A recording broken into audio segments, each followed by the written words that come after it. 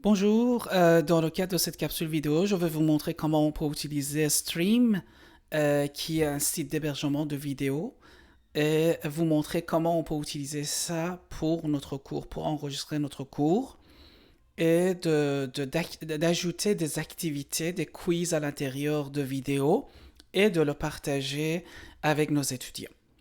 Pour cela, on va commencer à partir de notre portail de Luco.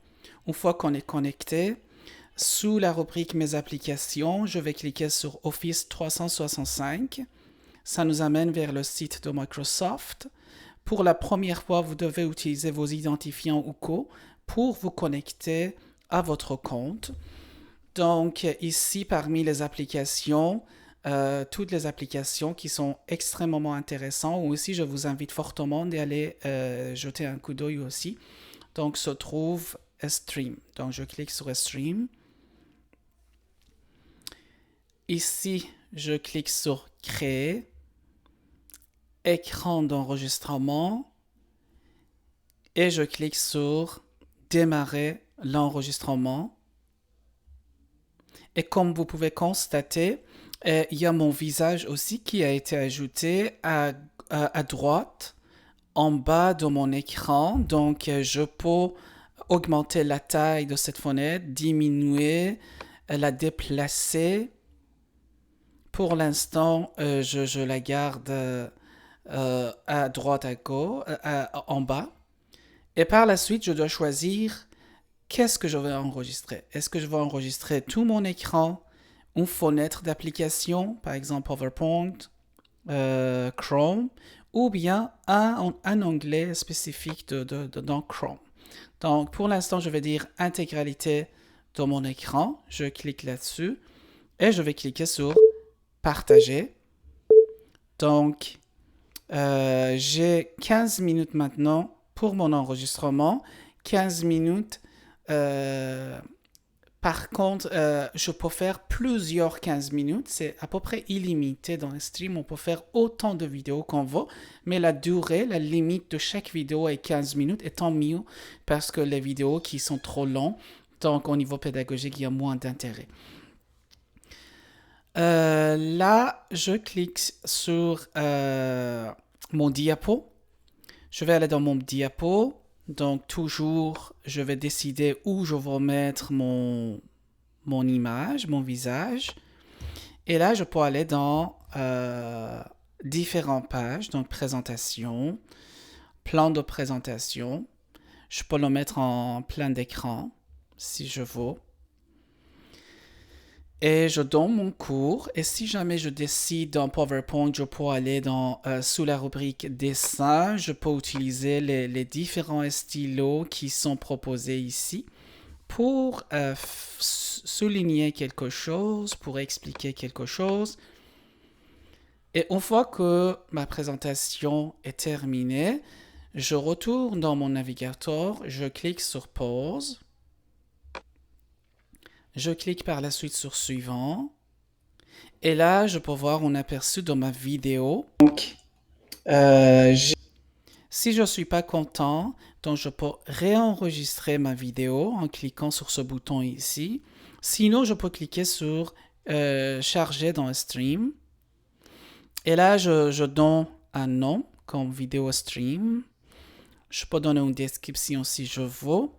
Je dois choisir la langue de la vidéo, c'est très important parce que dans le stream, nous avons la possibilité de faire la transcription automatique, notamment au niveau d'accessibilité à notre vidéo pour les étudiants qui en ont vraiment besoin. Donc, c'est très, très important. Donc, je vais dire la langue de la vidéo, c'est français. Et au niveau de partage, donc ici, toujours, c'est très, très important que je décoche cette option parce que sinon, tout le monde à Luco va voir la vidéo. Par la suite, je vais cliquer sur Publier et accéder à la vidéo. Donc là, je peux voir ma vidéo. Le traitement, ça prend quelques minutes pour que ça soit en bonne qualité, bon audio et quand j'ajoute les transcriptions également. Donc ça prend quelques minutes en fonction de la durée de ma vidéo. Maintenant, pour faire des modifications, je vais aller dans mon contenu, mes vidéos, et je peux voir la liste de mes vidéos ici. Donc ça, c'est la dernière que j'ai enregistrée avec vous et les deux autres que j'avais déjà enregistrées. Donc cette vidéo, devant, je peux voir au niveau d'accès, je peux voir que c'est pas visible pour tout le monde. Ici, il y a plusieurs boutons, notamment mettre à jour les détails de la vidéo. Je vais y revenir, c'est important pour modifier les choses dans ma vidéo, pour personnaliser les différentes options de donner accès à cette vidéo. Et à la fin, quand je clique sur 3 boutons ici, donc c'est partager. Quand je clique sur partager, il me propose un lien. Je copie ce lien, je l'envoie dans mon courriel ou bien je le mets sur Moodle afin de la mettre à la disposition de mes étudiants. Je peux également incorporer ma vidéo dans Moodle. Donc, ça, c'est intéressant aussi. Par la suite, toujours 3 points qui existent. Remplacer la vidéo, donc on n'en a pas besoin. Supprimer. Et l'édition de la vidéo. Ça aussi, c'est très important. Si jamais je veux couper ma vidéo, c'est trop lent, ou bien il y a une partie, j'ai fait une erreur, je veux le couper. Donc, je clique là-dessus, ça m'amène vers une page d'édition et je peux le couper. Télécharger la vidéo également si je veux le mettre sur mon ordinateur et de le partager d'un autre moyen que sur Stream. Bon. Pour l'instant, je vais aller dans mettre à jour les détails de la vidéo. Donc, le nom, je suis content, c'est bon. La description, je peux le donner. La langue, j'ai choisi la langue française. Miniature, c'est l'aperçu quand la vidéo n'est pas active. Donc, l'image qui nous montre. Soit je peux choisir parmi les images qui m'ont été proposées de manière automatique. Soit je peux cliquer sur le bouton plus ici pour aller chercher sur mon ordinateur une image. Par exemple, je vais mettre le logo de Luco. Par la suite, ici, autoriser, et je vais choisir, oui. Autoriser toutes les personnes de votre entreprise à regarder cette vidéo. Je vous ai dit, c'est important. Donc ici, je peux voir que moi, je suis propriétaire. Commentaire, donc c'est activé, c'est correct. Suppression de bruit, si je veux, quand il y a un bruit constant qui est à côté de nous, c'est bien pour supprimer le bruit. Et notamment, je vais cliquer sur générer automatiquement un fichier de transcription.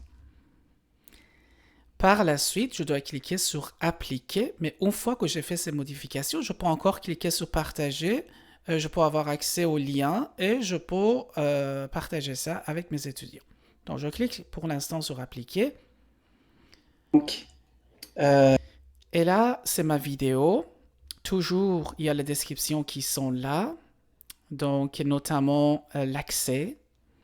Et toujours, je peux cliquer sur partager. Les autres vidéos qui ont été partagées à Luco d'une manière publique ou bien et aussi mes propres vidéos, je peux les voir ici. Maintenant, au niveau de la transcription, ça prend quelques minutes, comme je vous ai dit, pour que ça soit traité. Une fois que ça s'est traité, ça va être affiché comme si je vous montre dans une autre vidéo que je fais, vidéo toujours. Donc, je vais aller dans briser la glace. Et là, je peux voir en fait que c'est la transcription de ma vidéo est là. Donc, bonjour mes chers étudiants, etc., etc., etc. Donc, je peux modifier également la transcription. Quand je clique là-dessus, je peux modifier la transcription parce que d'habitude, il y a des petites erreurs parce que c'est automatique. Donc, vous pouvez modifier ça.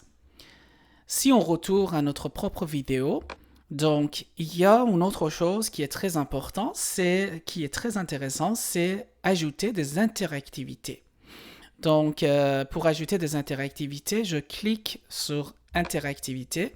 Et ici, j'ai la possibilité d'ajouter un formulaire, notamment c'est le formulaire de Microsoft, donc on appelle Microsoft Forms. Donc, mais avant ça, je vais choisir, je vais voir en fait à quel moment je vais avoir ma vidéo. Par exemple, je vais l'avoir à la fin ou je vais ajouter au milieu. Sachez qu'on peut ajouter plusieurs. Donc, après 5 minutes, je peux avoir un questionnaire.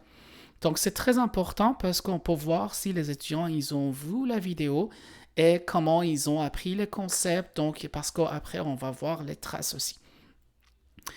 Donc, voilà. Je suis à 39e seconde et je vais ajouter mon formulaire ici. Donc, sous la rubrique interactivité, je clique sur ajouter un formulaire. Et là, je clique sur le bouton qui se trouve ici dans URL du form. Ça m'amène en fait vers l'application Microsoft Forms. Donc, je peux créer un formulaire, un questionnaire en cliquant là-dessus. Et j'ai déjà créé quelques formulaires. Je vais notamment utiliser ce formulaire qui est questionnaire d'appréciation. Donc, si vous voulez savoir comment ça fonctionne, la création d'un formulaire, d'un questionnaire, je vais vous mettre sous cette vidéo, je vais vous mettre un lien qui vous montre comment on peut créer un questionnaire ou un formulaire avec Microsoft Forms. Donc, pour l'instant, je vais choisir le formulaire que j'ai déjà fait qui s'appelle questionnaire d'appréciation. Donc, comme vous pouvez constater, il y a plusieurs questions de choix multiples, de texte. Il y a plusieurs manières de faire.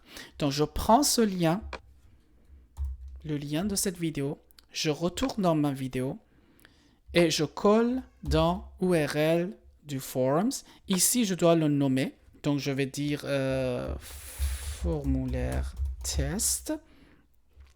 Et je vais cliquer ajouter à la chronologie. Donc là, c'est mon premier formulaire. Et comme je vous ai dit, je peux en avoir plusieurs. Donc, et quand vous voyez dans la vidéo aussi, il y a un bouton qui a été ajouté ici, ce qui montre que il y a un formulaire. Donc, comment ça fonctionne concrètement quand les étudiants ils regardent la vidéo et qu'ils arrivent à ce moment précis? Je vais le mettre à plein écran pour que vous voyez mieux. Et je vais cliquer sur lecture. Je vais le mettre en mode muet. Et là, c'est le questionnaire qui s'ouvre. Donc, les étudiants, exactement là où se trouve la vidéo, ils doivent répondre à mon formulaire et à la fin, ils doivent cliquer sur envoyer. Ou bien, ils peuvent cliquer sur continuer vers la vidéo. Donc, pour regarder la vidéo. Mais dans les traces, on peut voir qui a répondu, qui n'a pas répondu, qui a bien compris, qui n'a pas bien compris, parce que si on retourne dans notre Microsoft Forms, dans le même formulaire, à côté de questions, nous avons les réponses et on peut voir d'une manière schématisée donc les différentes questions que les étudiants ils ont répondu, les textes, etc., etc. Donc, on peut également ouvrir dans Excel donc, les réponses des étudiants.